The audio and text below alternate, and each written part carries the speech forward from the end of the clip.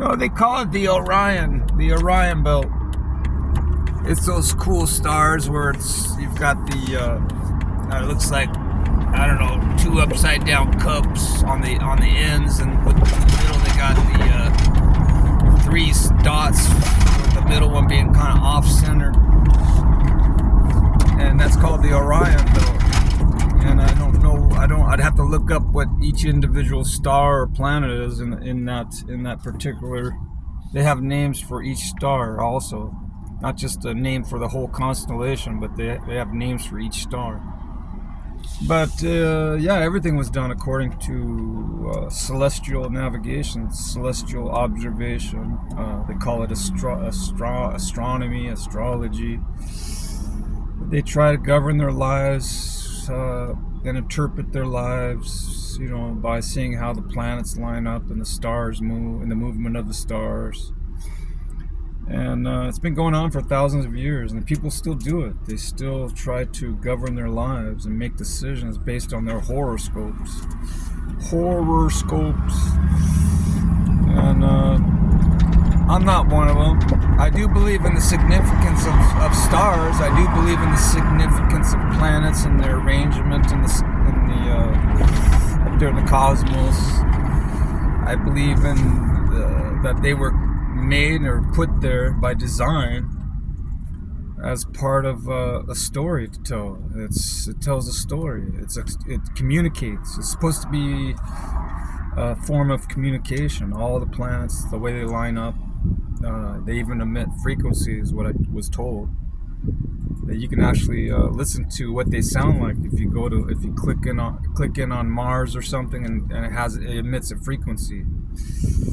I don't know what range it's in, but it's pretty cool because that's a form of communication. And it's hard to imagine because we just look at it as an inanimate object, just material. But it's not constructed exactly the same way that we are as humanity.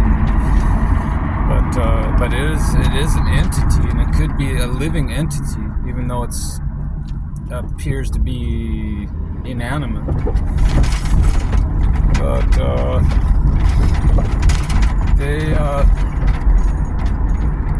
I think the ancients were onto something, though. They just didn't have a full knowledge of, like we do. We have a fuller knowledge now because of our technological instruments. But we have a much broader database based on certain fields of science, like archaeology and everything else. We can now create simulations based on what it might have looked like, thousands of years ago. Computer civilization. And but I think that's fascinating. Even not just the stars, but the clouds. Some of these ancient sorcerers, some of these ancient magicians, they call them, or sorcerers, or astrologers, or soothsayers. There's a bunch of names for them. They were basically, they were practicing the magic arts. Some of them were very deep into it. So much into it that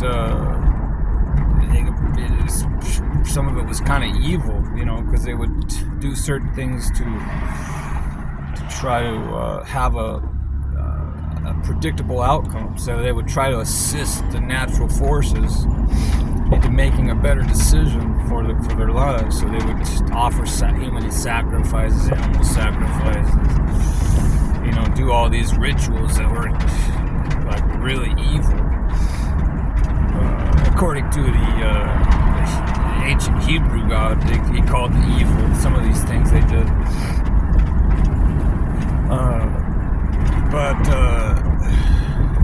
Yeah, so I'm not against. I'm not totally against the understanding things through studying the stars or studying the planets.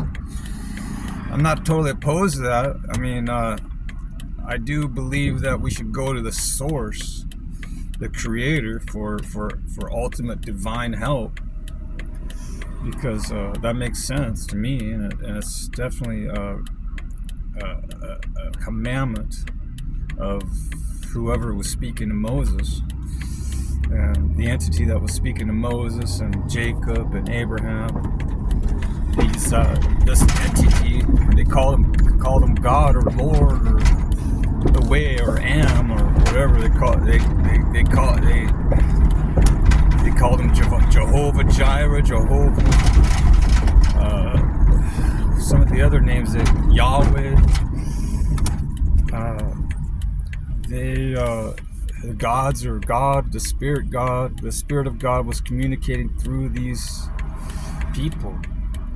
And some of these people weren't even looking for God. God just picked them out and selected them as being a channel for His Spirit. So they would get messages in their minds, or see visions and hear the Spirit's voice, or see signs that were not natural, out of the ordinary. And they would document it. This is what I saw, this is what I experienced, this is what I heard. And my interpretation is, from what I experienced, is God is trying to tell us a message, the Creator.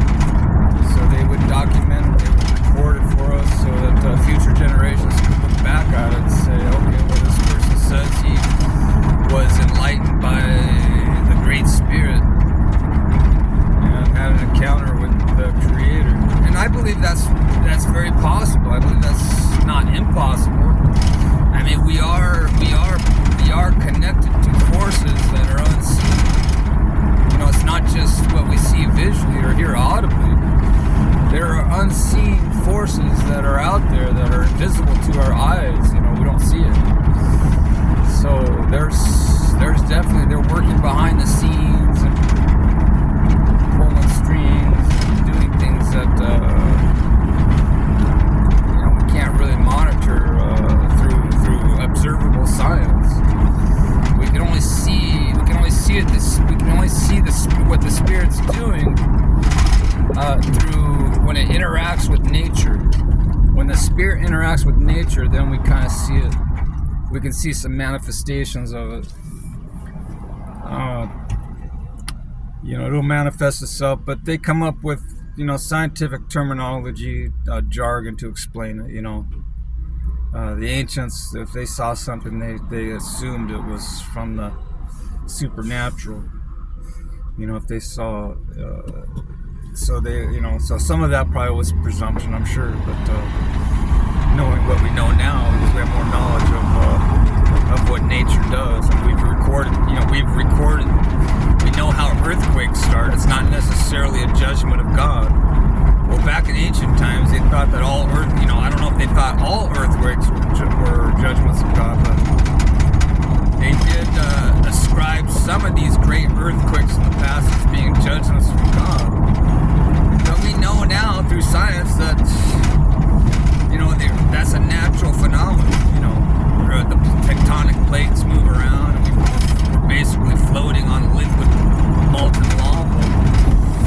So there's a reasonable explanation right there.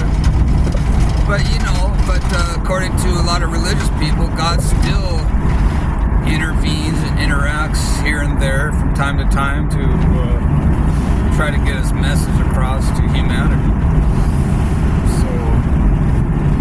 But it's definitely not a wise thing to do to say, well, this is an act of God. That's what the insurance companies will tell you. Well, is it an act of God? It's not covered. Well, no, it's not. How do you know if it's an act of God or not? And they you gotta try to win your case to be covered with your insurance company, your insurance policy. You gotta prove to them that it was